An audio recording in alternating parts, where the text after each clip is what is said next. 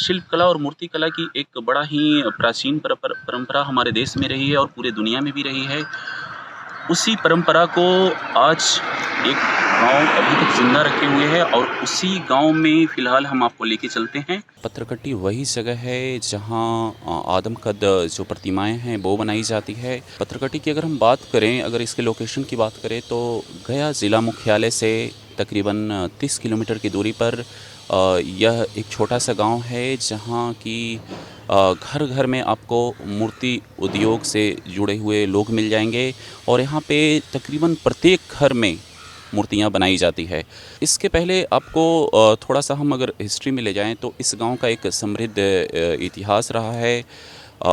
इसके अलावा इसका राजस्थान कनेक्शन भी रहा है, इंदौर कनेक्शन भी रहा है और गया का जो प्रसिद्ध विष्णुपद मंदिर है उससे भी इसका कनेक्ट रहा है। तो सबसे पहले तो कुछ जो स्थानीय लोग हैं जिनसे हमारी बात हुई उनके अनुसार इस पत्थरकट्टी को बसाने में राजस्थान की जो गौड़ कम्युनिटी के लोग हैं, गौड़ ब्राह्मण कम्युनिटी के लोग हैं, उनका बहुत बड़ा हाथ था। कहा जाता है कि इंदौर की जो तत्कालीन महारानी अहिल्याबाई होलकर थी, उनके विशेष आमंत्रण पर गौड़ कम्युनिटी ब्राह्मण के जो मूर्ति कलाकार थे वे राजस्थान से चल कर के गया में आए थे। इतिहास की वहाँ से शुरुआत होती है। उसके बाद वहाँ पे तकरीबन उस समय जयपुर से चल कर के 300 गौड़ कम्युनिटी ब्राह्मण के लोग पत्थरकट्टी आकर के बस गए थे।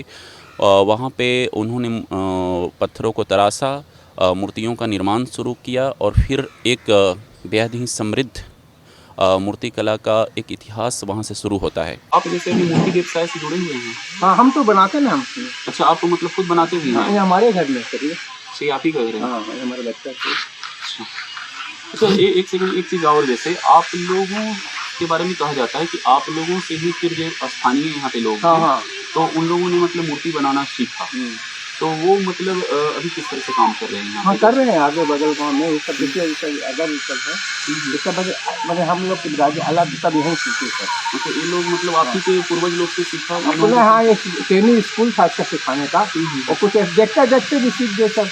विष्णुपद मंदिर निर्माण के बाद बहुत सारे जो गौड़ कम्युनिटी ब्राह्मण के लोग थे वो वापस लौट गए और कुछ लोगों ने वहीं पे बसने का फैसला किया। हालांकि अभी ज़्यादातर जो गौड़ कम्युनिटी के ब्राह्मण हैं वो वापस राजस्थान लौट गए हैं। सिर्फ 3 जो फैमिली हैं, उन 300 में 3 जो फैमिली हैं वो पत्थरकट्टी में बस गए हैं। लेकिन यहाँ पे सबसे अच्छी बात यह है कि गौड़ कम्युनिटी ब्राह्मण से होते हुए यह जो कला है वह स्थानीय लोगों तक पहुँची और आज यहाँ पे तकरीबन जो आबादी होगी तकरीबन 1000 के आसपास लोगों की आबादी होगी और 150-200 के आसपास यहाँ पे घर होंगे और हर घर में मूर्ति उद्योग आपको मिल जाएगा।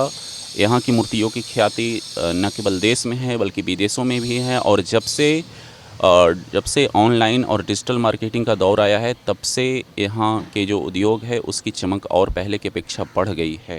आर्ट कॉलेज के स्टूडेंट हैं, उनसे हम पत्थरकट्टी की जो मूर्ति कला है वहाँ पे जिस कॉन्सेप्ट के साथ मूर्तियाँ बनाई जाती हैं उसके बारे में हम बात करेंगे। ऐसा कहा जाता है कि वहाँ के जो कलाकार हैं वो ट्रेडिशनली मतलब परंपरागत तौर पे मूर्ति कला में अपने आप में काफ़ी एक्सपर्ट होते हैं। तो आप अगर वहाँ पे एज ए स्टूडेंट जाते हैं तो वहाँ से आपने सबसे ज़्यादा मतलब कौन सी चीज़ सीखी मूर्ति कला की रिगार्डिंग? देखिए, अगर ऐसा वहाँ पे कॉमर्शियल आर्ट के माध्यम से अगर देखा जाए तो ज़्यादातर लोग काम के वजह से या आर्थिक स्थिति के वजह से वहाँ आर्टिस्ट के रूप में जाते हैं और काम करते हैं। जो भी सीखते हैं वहाँ पे जाके और बेहतर बनाने के लिए काम किया जाता है वहाँ पे। हमारे साथ आर्ट कॉलेज के एक और स्टूडेंट हैं, उनसे भी पत्थरकट्टी की रिगार्डिंग हम बात करेंगे। आदमकद जैसे प्रतिमा जो बनाते हैं तो उनमें क्या उनका मतलब बेसिक कॉन्सेप्ट होता है? एज ए आर्ट स्टूडेंट आपने वहाँ पे क्या देखा? मैंने यही देखा कि क्योंकि पहले अगर कोई बड़ा से बड़ा स्कल्पचर बनाने से पहले वो एक मिट्टी का एक मैकेट होता है, एक छोटा सा मैकेट, चाहे वो बड़ा मैकेट हो या चाहे छोटा मैकेट हो, पहले वो मिट्टी से बनाते हैं।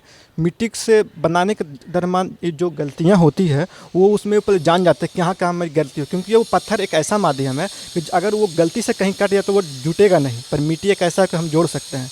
इसलिए पर वो मिट्टी में बनाकर उसको पहले स्टडी कर लेते हैं, मेजरमेंट कर लेते हैं इसकी कितनी हाइट है, कितनी चौड़ाई है, उसके अनुसार इसको वो नापने का प्रयास करते हैं उसमें। उसके बाद ही वो पत्थर में जब ये मिट्टी जब मैकेट मेरा फाइनल हो जाता है उसके बाद वो बड़े से पत्थर में उसका फिर उसमें काम अपना लगाते हैं।